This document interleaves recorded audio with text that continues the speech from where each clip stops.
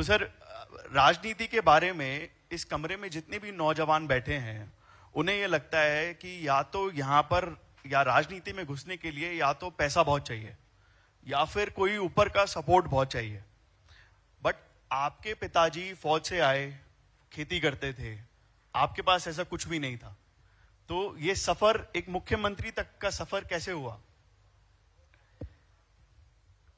Thank you Yash ji, आपने जो question किया है ये बिल्कुल हमारे हर युवा के एक जिज्ञासा का ये प्रश्न है जो आपने पूछा है। हम देखते हैं कि आज की चकाचौंध के अंदर बड़े बड़े एक दौर था, उस दौर के अंदर पैसे वाला व्यक्ति ही ये सोचते थे कि वो आगे बढ़ेगा या वो राजनीति में आएगा या विरासत से आएगा। विरासत मीन कहीं ना कहीं उसके पूर्वज वो कहीं राजनीति में रहे हैं, राजनीति के उस शिखर पर रहे हैं और वो फिर नीचे सर्कुलेशन उसका होगा कि नीचे आएगी वो। ऐसा विचार हमारे यूथ के मन में, हर व्यक्ति के मन में ये प्रश्न रहता है।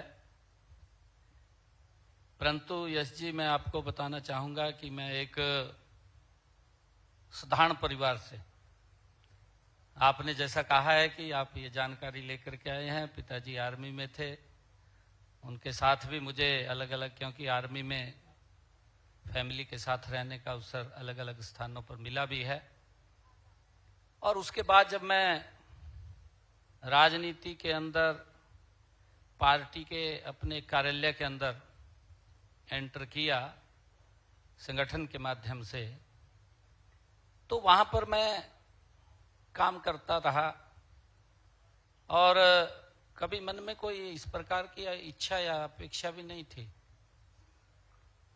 मेरा मन ये था कि काम करना चाहिए और काम करते रहिए। जब व्यक्ति कोई धैर्य से काम करता रहता है तो आगे बढ़ता है। इसके अंदर हमें बिल्कुल संतुलन की भी जरूरत है और धैर्य की बड़ी जरूरत है। संतुलन भी हमें बना करके रखना चाहिए और धैर्य भी रखना चाहिए। हम धैर्य रखेंगे, कई बार होता है व्यक्ति जब सीढ़ी चढ़ता है, कोई दिक्कत आ जाती है सामने और सीढ़ी चढ़ता है तो वो नहीं चढ़ पाता, गिर जाता है, फिर दोबारा प्रयास करता है। मेरा जीवन भी यश जी इसी प्रकार का रहा है। मेरे पास कोई लिफ्ट नहीं थी कि मैं नीचे से बैठा और ऊपर चला गया। मेरे पास सीढ़ी थी, मैं उस सीढ़ी से चढ़ा हूं। आप ये देखिए, उस सीढ़ी से मैं धीरे धीरे करके आगे बढ़ा हूं। मैं जब कंप्यूटर उस टाइम आया था, मुझे बराबर ध्यान में है, आदरणीय नरेंद्र मोदी जी हमारे संगठन मंत्री थे, हरियाणा वो देखते थे, क्योंकि सबसे पहले वो कंप्यूटर लेकर के हमारा ऑफिस में पंचकुला भेजा था उन्होंने।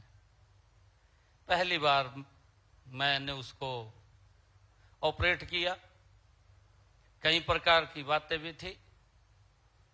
परंतु व्यक्ति का जीवन सीखने का होना चाहिए। हमने हर समय के ऊपर उसको बहुत डीपली जा करके उसको देखा है। मैं यश जी आपको बताऊं, एक समय ऐसा आ गया था कि मैं स्क्रीन के ऊपर भी नहीं देखता था। मेरी उंगली को याद था भी मैंने क्या, दिमाग के अंदर अगर कोई विषय आ रहा है तो उंगली उसको ऑपरेट कर रही है और स्क्रीन पे देखने की जरूरत नहीं थी कि क्या लिख रहा हूं क्या नहीं लिख रहा। जो दिमाग के अंदर बात आ रही है तो स्क्रीन के ऊपर जा रहा है। इतनी प्रैक्टिस और इतना डीपली उसके अंदर जा करके लगातार मैंने कहा है कि व्यक्ति सीखने का, नई चीज आती है, नई चीज को हमने अडॉप्ट करना चाहिए, उसको सीखना चाहिए, उससे दूर नहीं जाना चाहिए। और जब हम नई चीज के साथ जुड़ेंगे, उसको सीखेंगे, तो हमारे जीवन को तो सरल करेगी, परंतु समाज को, आम जन को भी राहत देने का काम उसके माध्यम से होगा। आज आप देख भी रहे हैं कि एआई का जमाना है और एडवांस हो गया। कहां कंप्यूटर था, कंप्यूटर के बाद आज एआई आ गया। और एआई, आप कुछ भी सोच रहे हैं, कुछ भी बोल रहे हैं, वो आपके सामने प्रेजेंट कर रहे हैं उसको। आप अगर ये कहें कि मेरे सामने ये विषय पूरा डिटेल के अंदर आप लेकर के आइए, वो लेकर के आ जाएगा, आपकी पूरी प्रेजेंटेशन तैयार करेगा। आज कितना एडवांस हम आगे बढ़ रहे हैं, परंतु इसका लाभ हमें तो मिलता है, परंतु आम जन को, लोगों को भी इसका लाभ मिलता है। और मैंने कहा है कि हमारी कोई पारिवारिक ये परिस्थिति नहीं थी। हमारे यूथ के मन में ये जरूर जिज्ञासा रहती है कि पैसा होगा, राजनीतिक बैकग्राउंड होगी, तभी व्यक्ति आगे बढ़ सकता है, यूथ आगे बढ़ सकता है। और ये था भी, अगर एक दौर था, मैंने दौर की बात कही है बीच में, उस दौर में था भी, यूथ को इसीलिए उपयोग किया जाता था कि भाई आज रैली है, रैली में भर के ले जो नारे मरवाने हैं, नारों के लिए उपयोग करते थे। पोस्टर लगवाने हैं, पोस्टर के लिए उपयोग करते थे, यूथ का उपयोग करते थे। परंतु अगर वो इच्छा उसकी जाग जाए कि मैंने आगे बढ़ना है, तो उसकी इच्छा को मार नहीं दिया जाता था, कुचल भी दिया जाता था कि वो आगे ना बढ़े। इस प्रकार का एक सिस्टम, एक दौर था। परंतु एक छोटे से कार्यकर्ता के रूप में मैंने राजनीति में शुरू किया। कार्यालय में था, कार्यालय के बाद फिर अलग अलग स्थानों पे भी काम करने का मुझे अवसर मिला। अलग स्थानों के बाद फिर मुझे क्षेत्र में भी काम करने का अवसर मिला।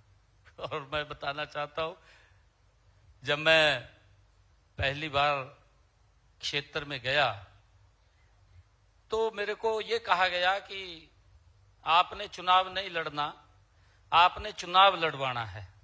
मैंने कहा ठीक है जी। ये मैं बात कर रहा हूं धैर्य की, कि व्यक्ति को धैर्य रखना चाहिए। मेरे को जब ये कहा गया कि आपने चुनाव लड़ना नहीं है, आपने चुनाव लड़वाना है, आप उसके अंदर, मैं अगर आपको, सारा हमारा युवा बैठा है, मैं आपके बीच में बताना चाहूंगा कि मैंने पार्टी को कहा ठीक है जी, मैं चुनाव लड़वाऊंगा, मैं लड़ूंगा नहीं। जो व्यक्ति को पार्टी ने टिकट दिया वो तो रात को 11 बजे घर चला जाता था, सो जाता था, परंतु मैं रात के 2 बजे तक गांव गांव घूमता रहता था। 2 बजे तक मैं घर पे नहीं जाता था, मैं घूमता रहता था।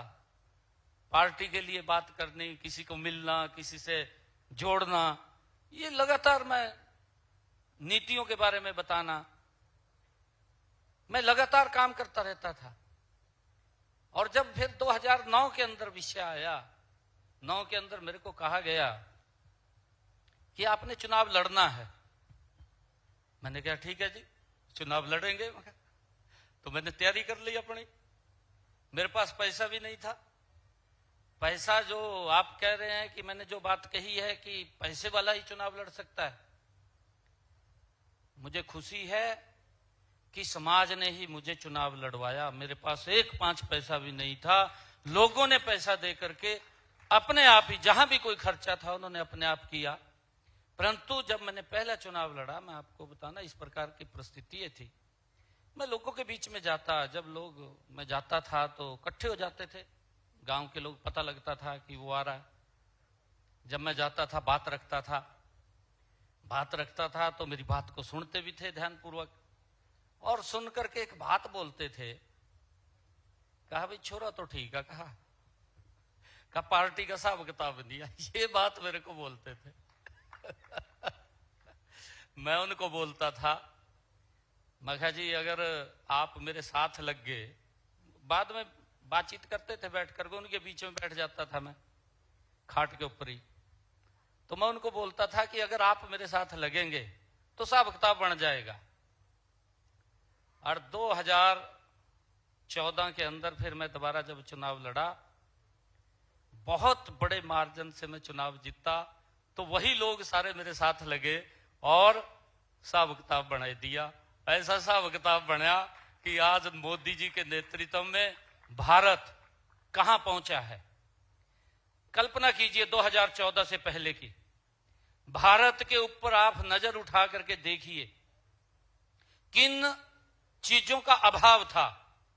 ये कोई मैं वैसे बात नहीं कर रहा हूं जी, हमारा यूथ बैठा है, ये बिल्कुल विचारणीय विषय है, चर्चा का विषय भी है।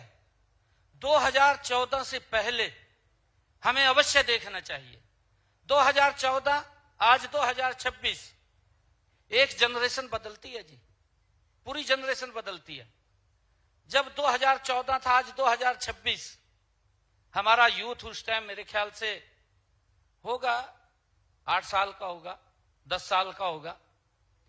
8-10 साल के बच्चे को शायद वो स्थिति नहीं मालूम होगी, परंतु जब वो 18 साल 18 से अब होता है, वोट देने का अधिकार आ जाता है, तब उसको पता लगता है कि स्थितियां क्या हैं। 12 सालों के अंदर आदरणीय मोदी जी के नेतृत्व में देश बदला है, ये बिल्कुल हमने अपनी आंखों से देखा है। मैंने वो पुराना दौर भी देखा है, मोदी जी का दौर भी मैं देख रहा हूं। एकदम जमीन आसमान का अंतर है और इसके ऊपर जरूर चर्चा होनी चाहिए, क्योंकि चर्चा इसलिए नहीं, हमें अधिकार है, हमारा यूथ है, आने वाला भारत है, मेरा युवा, ये मजबूत भारत है और आपके ही नेतृत्व में भारत विकास की नई ऊंचाइयों को छूने वाला है। और मैं ये चाहूंगा कि हमें पिछला बैकग्राउंड जरूर देखनी चाहिए। वो भी दौर था, अभी 15 अगस्त का स्वतंत्रता दिवस का हर्षोल्लास के साथ हम सब ने कार्यक्रम किया, याद किया उन क्रांतिकारी वीरों को जिन्होंने इस भारत की गुलामी की जंजीरों को काटने के लिए अपने आप को कुर्बान किया। हमने उनको याद किया, परंतु ठीक 15 अगस्त से पहले 14 अगस्त को क्या लोगों के साथ हुआ, उसको भी याद करना चाहिए, उसको भी नहीं भूलना चाहिए कि वो क्या कारण बने, किस कारण से एक हंसता खेलता परिवार अपने बच्चों के साथ रह रहा, अपने बगीचे में रह रहा, अपनी जमीन के ऊपर रह रहा, अपने घर के ऊपर रह रहा है, 1 घंटे के अंदर उसको यह बोल दिया जाता है कि आप छोड़ करके चले जाइए।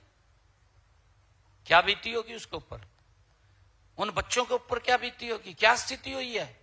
स्थिति ये हुई है, मां से बच्चा भी छूट गया, नहीं मिल पाया, बच्चे को मां नहीं मिली, मां कहीं और चली गई, पता नहीं लगा उस इतना, वो इस प्रकार का दृश्य था।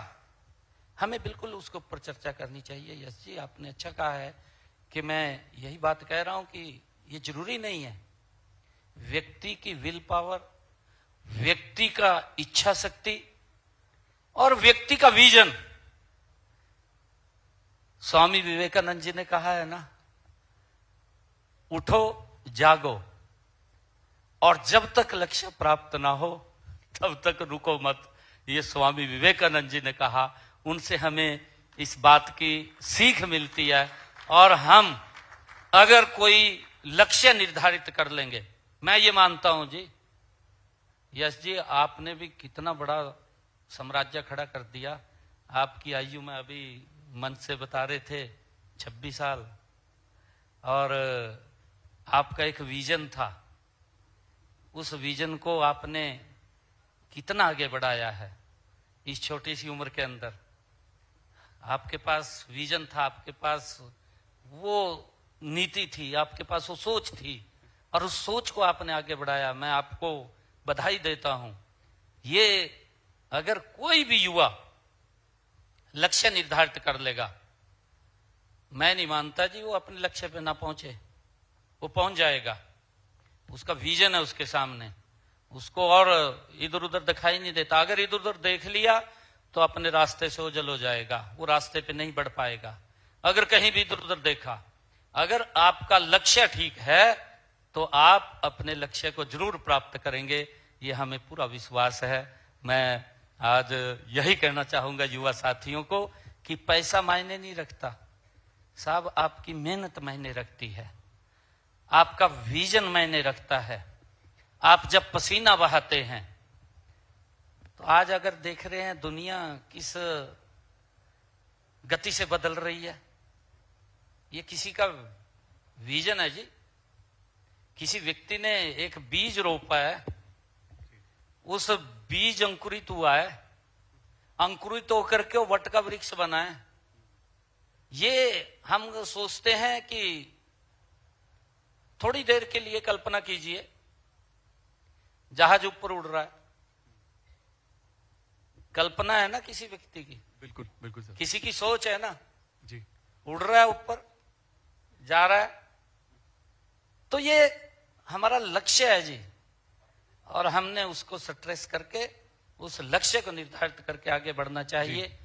मैं सभी युवा साथियों से कहना चाहूंगा, देखिए कि पैसा कोई मायने नहीं है, हमारे पास वो ज्ञान, वो इच्छा शक्ति जी। और हमारे पास वो उस प्रकार का टारगेट होना चाहिए कि जिसको हम अचीव कर सके। मेहनत करेंगे तो ये कहा भी है, गीता के अंदर कहा है, ये तो पवित्र भूमि है गीता की जी। कर्म ने व्याकृस्तु मां फलेषु कदाचन। ये भगवान श्री कृष्ण ने कहा है कि कर्म कर, फल की चिंता मत कर। इसी भूमि के ऊपर कहा है, और पूरे मानवता को एक संदेश दिया है। भगवान श्री कृष्ण ने संदेश दिया, इसी भूमि से दिया है जी। कि अपना पराया नहीं है, आप काम करिए, मेहनत करिए, आगे बढ़ेंगे। ये आज आप देख रहे हैं, जिसके पास बैकग्राउंड भी नहीं थी, पैसा भी नहीं था, और कोई राजनीतिक परिवार में व्यक्ति भी नहीं था जिसका मैंने सारा ले लिया हो जी। परंतु एक एक सीढ़ी आगे बढ़ा हूं।